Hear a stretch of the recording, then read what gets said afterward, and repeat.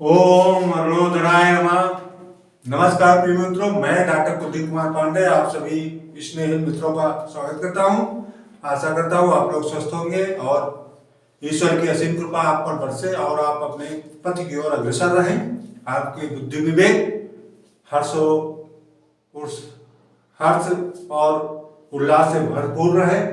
आइए आज जिस विषय पे चर्चा करेंगे, आधुनिक भारतीय इतिहास के अंतर्गत हम चर्चा कर रहे थे अवध के नवाबों के बारे में। उसी क्रम में पहले हमने शहादत खां, सफदरजंग, शुजाउद्दौला, आशफाकउद्दौला, वजीर अली, आज शहादत अली खां के बारे में चर्चा करेंगे। आइए देखते हैं। शहादत अली खां, आशफाकउद्दौला के बाद शहादत अली खां हुआ। इसका शासन काल था 1798 से 1814 ईस्वी का समय था इसका। नवाब शुजाउद्दौला के दूसरे बेटे थे कौन? शहादत अली खां। और आशफाकउद्दौला का सौतेला भाई था कौन? शहादत अली खां। पूर्ववर्ती जो उनके नवाब हुए उनका नाम था मिर्जा वजीर अली खां। उत्तरवर्ती में जो नवाब होते हैं उसमें थे गाजी अद-दीन रफाअत अद-दौला अबू अल मुजफ्फर हैदर खान, ये उत्तरवर्ती थे नवाब। इनका जो जन्म हुआ था 1752 ईस्वी में और इनका निधन 1814 ईस्वी के में हुआ था। इनका जो पूरा नाम था वो था यामीन उद-दौला नवाब शहादत अली खान, इनका पूरा नाम था। ताजपोशी इनको जो प्राप्त हुई थी 21 जनवरी 1798 को उनको ताजपोशी मिली थी। और कहां पर? बिबियापुर महल लखनऊ में सर जॉन शोर द्वारा किया गया था ताजपोशी का कार्यक्रम। नवाब ने अंग्रेजों को आधा अवध दे दिया था 1801 में संधि के तहत। 1801 में उस समय वेलेजली वहां के गवर्नर जनरल थे, उनके समय में हुआ था 1801 में यह संधि। 1805 ईस्वी में सर गौर ओशेली द्वारा निर्मित एक महल था जिसका नाम था दिलकुशा कोठी।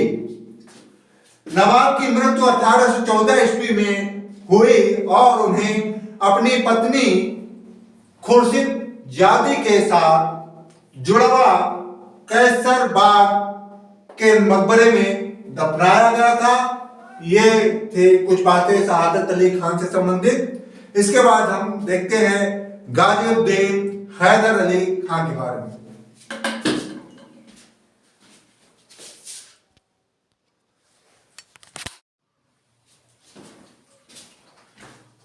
गाजीउद्दीन हैदर शाह अगले नवाब हुए। अवध के नवाब वजीर कब हुए? ये शासनकाल इनका था 11 जुलाई 1814 से 19 अक्टूबर 1818 ईस्वी तक ये अवध के नवाब वजीर के पद पे थे। राज तिलक इनका हुआ था 12 जुलाई 1814 को लखनऊ में इनका राज तिलक हुआ था।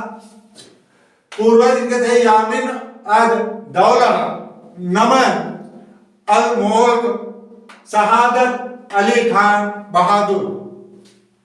उत्तराधिकारी इनके थे नसीर एड दीन हैदर सुलाइमान शाह, ये इनके उत्तराधिकारी हुए।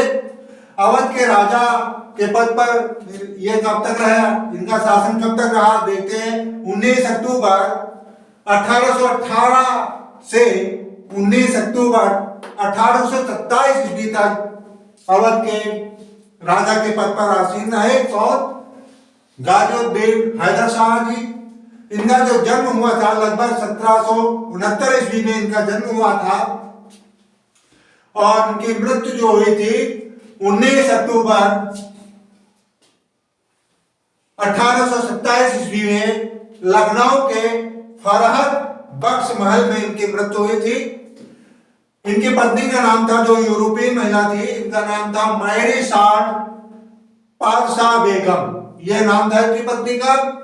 नाम इनका था गाजिउद्दीन रफात अद दौला अबुल मुजफ्फर हैदर खान।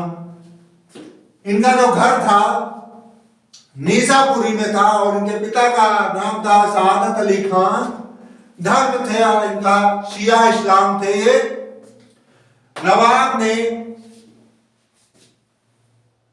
नवाब और ब्रिटिश के मध्य नेपाल युद्ध 1816 ईस्वी में हुआ, जिसमें नवाब ने ब्रिटिश को 1 करोड़ रुपए ऋण दिया था। इस युद्ध के पश्चात नवाब ने स्वतंत्र बादशाह अवध का राजा, स्वतंत्र बादशाह अवध किसे कहते हैं, अवध का राजा घोषित किया नवाब ने अपने आप को। 1818 ईस्वी में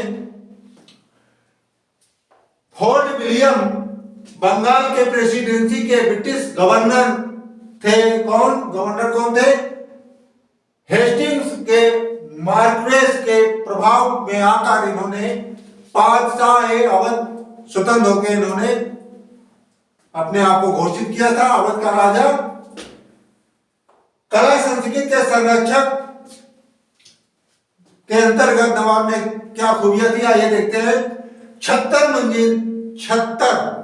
मंजिल महल का निर्माण करवाया। 76 मंजिल क्या थी? जानवरों की लड़ाई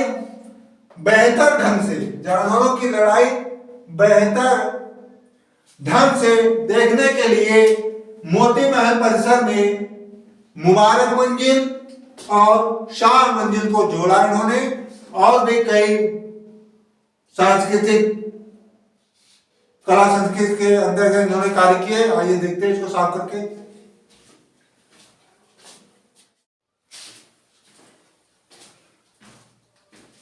नवाब साहब की पत्नी यूरोपियन थी। पत्नी के लिए एक यूरोपीय शैली की इमारत का निर्माण कराया नवाब ने और उस इमारत का नाम था विलायती बाग के नाम से जानते हैं। रचना एक अन्य रचना थी शाह नजफ इमामबाड़ा जो 1816 ईस्वी की थी।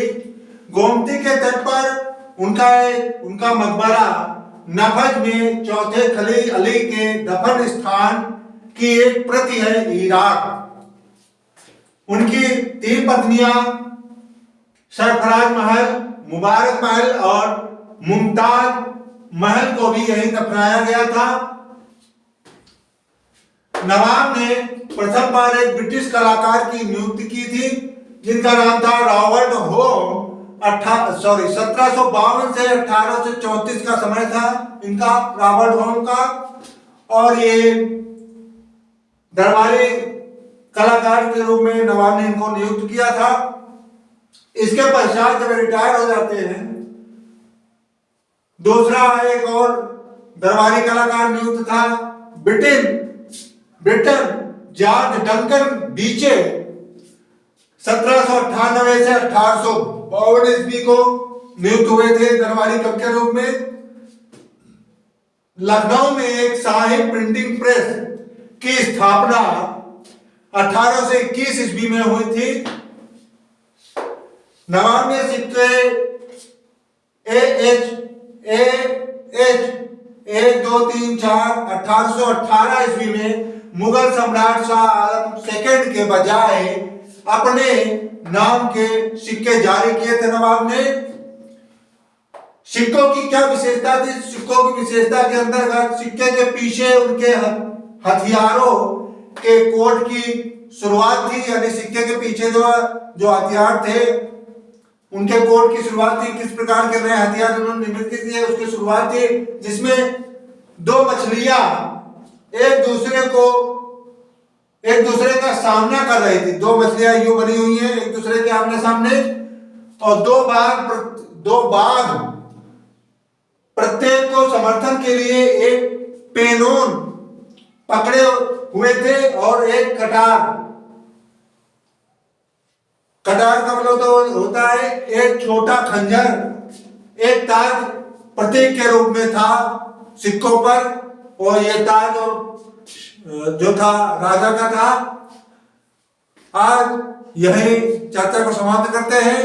कल हम इसी के आगे जो चर्चा करके नासिरुद्दीन हैदर के विषय में और अली शाह, अमजद अली शाह, इनके विषय में चर्चा करेंगे नेक्स्ट दिन। धन्यवाद दोस्तों, नमस्कार।